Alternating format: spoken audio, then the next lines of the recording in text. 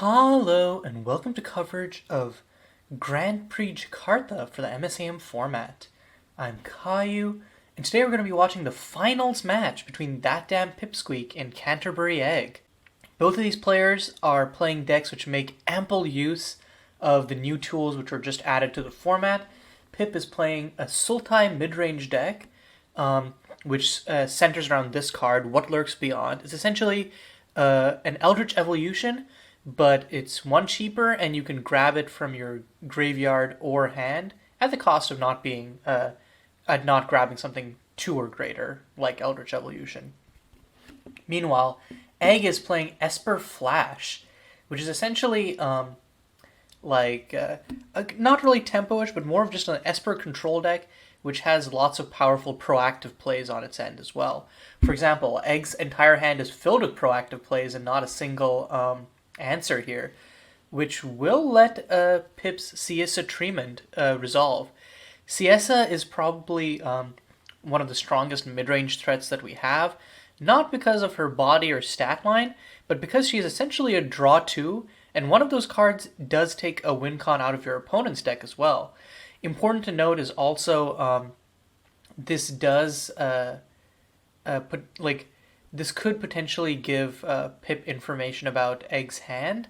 But yeah, right now I don't know if Pip can reliably outvalue Egg, which is a crazy thing to say, but Egg can definitely flash in Prodigious Panya, play Great Escapade on his turn, so to take another turn. And then on that turn, either depending on what Egg draws, just swings in for 5 with the with Panya, and then can either play a Nocturnal Informant, hold up Children of the Cloud, something. So it looks like Pip grabbed a Children of the Clouds from Egg, and grabbed a Scion of Desolation from her own library.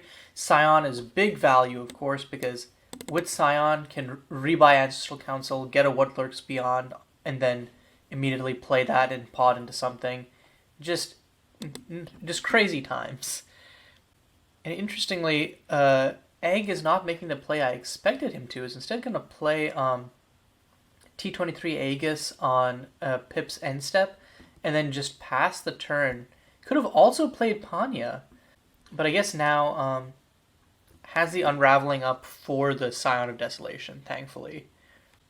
And one thing that's going to make this matchup really hard for Egg, even independently, like Egg counter Scion of Desolation, whatever, but unless Egg can present a quick clock, Monument of Queens from Pip is a deadly way for Pip to kind of swing the momentum here.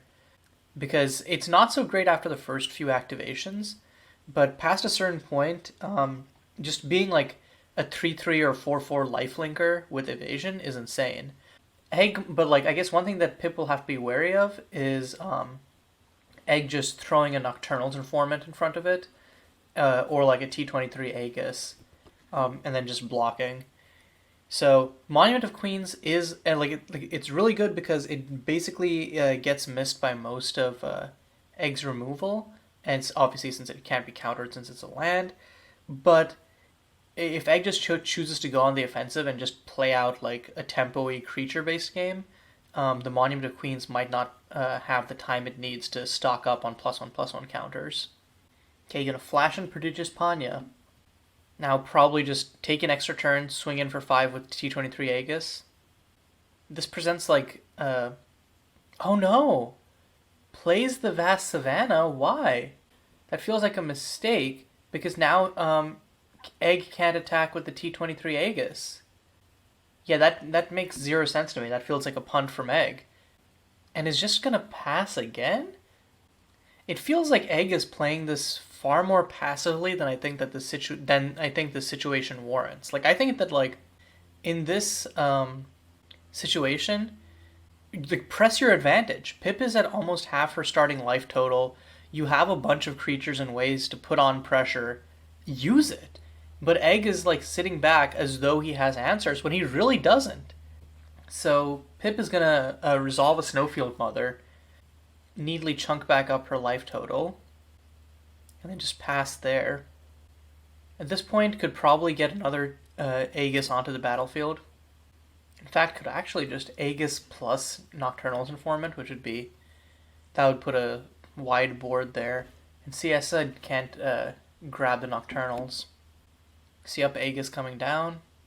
And no, is not going to cast a Nocturnal's Informant. Huh. I am once again surprised.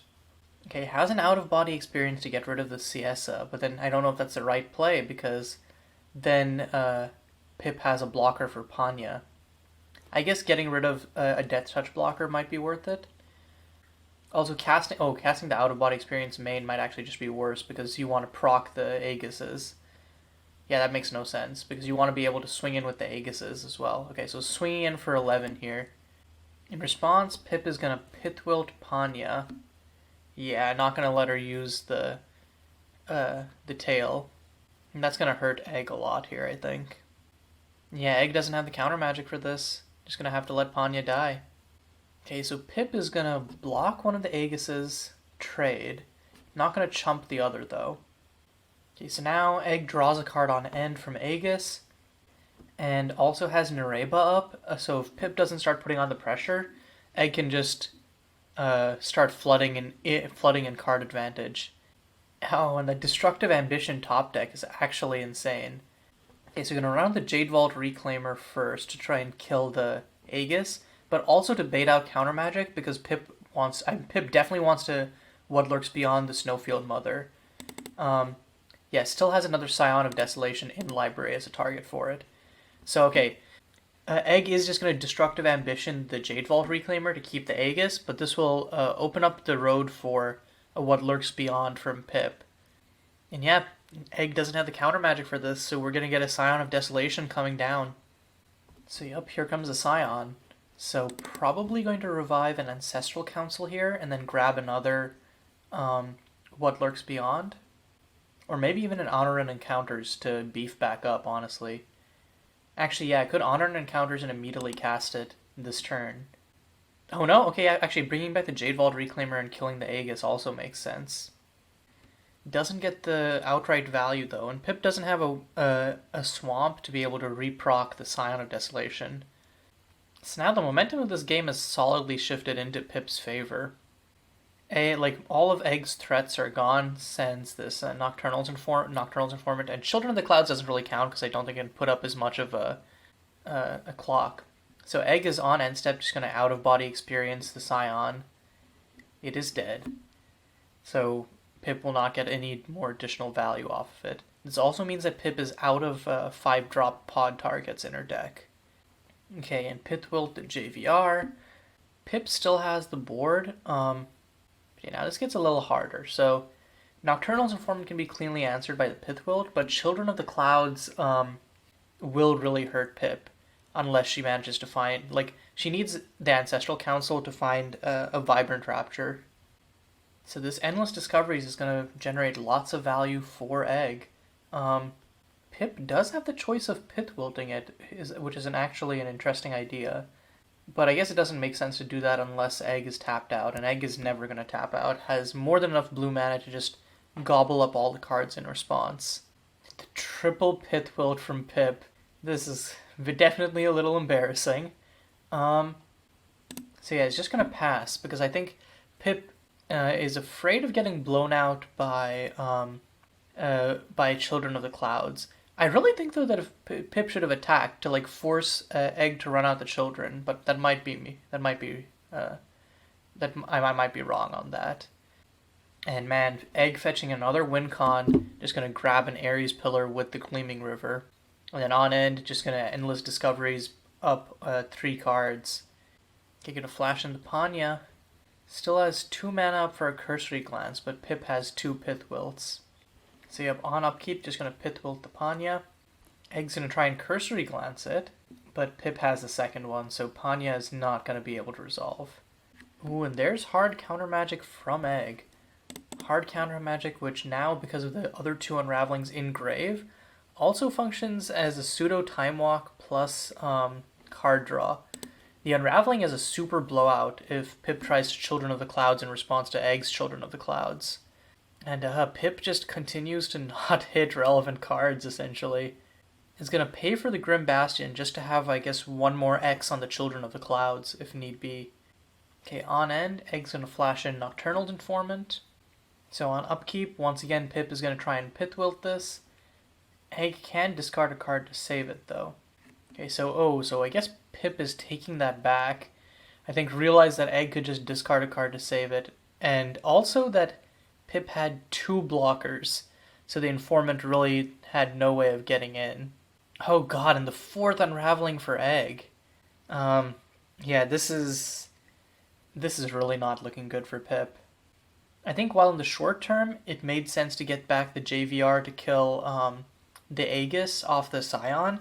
I think Ancestral Council fetching an Honor encounters probably would have been the best. And okay, Pip is going to try and run out the Children of the Clouds, but yeah, here comes Unraveling. Probably the land freeze, scry, and counter. So yeah, on end, Egg's just going to Children of the Clouds right back.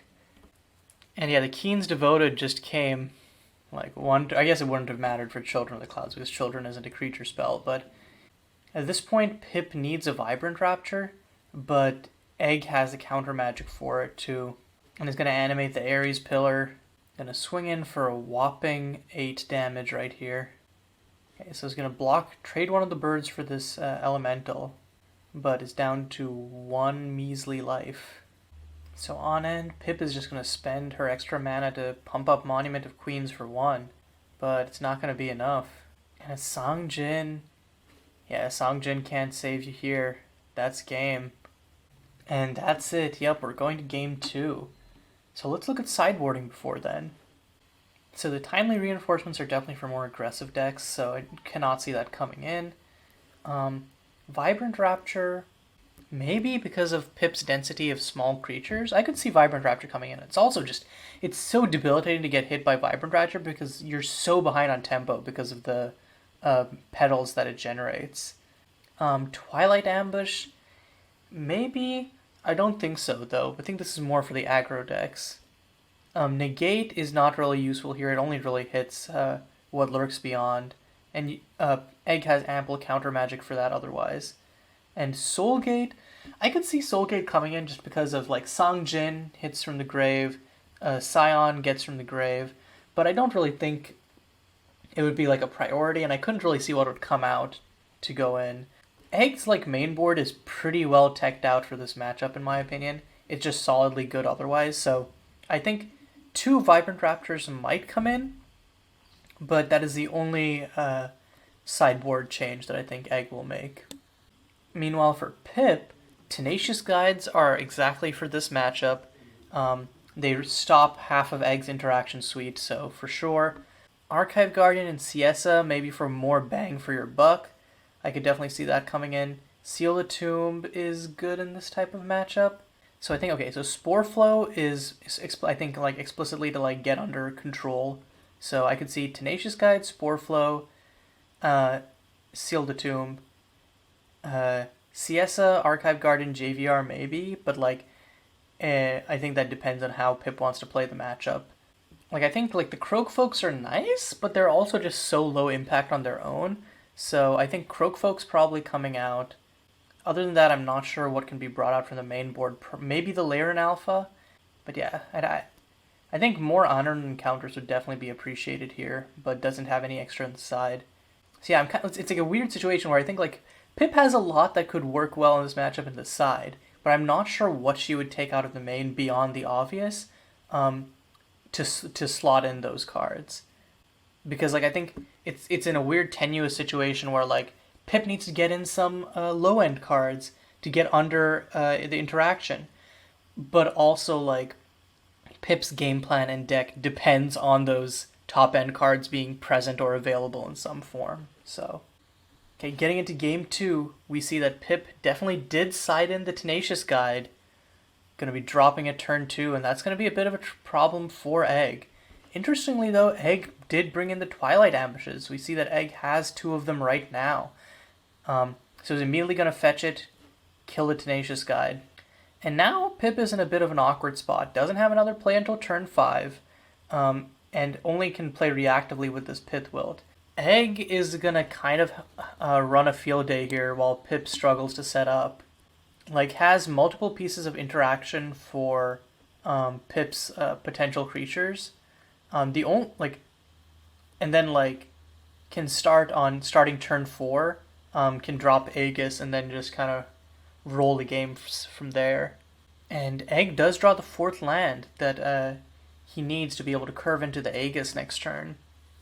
Meanwhile, Pip just keeps hitting more lands, which technically is what she needs to play Siessa, but more actual threats is probably appreciated in the meantime.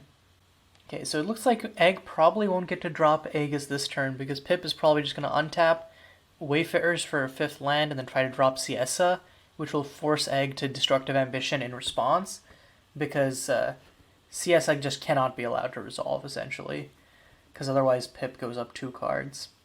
Oh, and Snowfield Mother, that's another threat, actually. Pip might run out the Snowfield Mother first to bait interaction. The question is whether Egg will bite. I think Egg will recognize that Pip would have probably played it out last turn, so will recognize it as a top deck, and might just let it resolve, drop the Aegis can block it. Oh no, okay, so Pip is just going to run out Siessa. This is going to be met with a rude Destructive Ambition. And yeah, Egg saying, I suppose I can't let that happen. So, Destructive Ambition coming down. So Pip does have the Snowfield Mother, thankfully, as another potential threat, but an Egg has a Prodigious Panya. It doesn't have a counterspell to stop the Snowfield, but then going Aegis, Panya, and then just kind of hanging out is probably just good enough. And then can go Aegis, Ubi, kill the Snowfield Mother. Okay, Pip gonna drop a top deck Mana Ascetic. Snowfield Mother coming down. Notably, this actually might put Pip back in the game. Because if Pip can... Because Egg doesn't have counter magic. If Pip decides to just Windmill Slam What Lurks Beyond on Snowfield next turn, Egg might just not have a response. So okay, so it's going to slam the Aegis, but yeah. So yeah, Egg just has to out-of-body...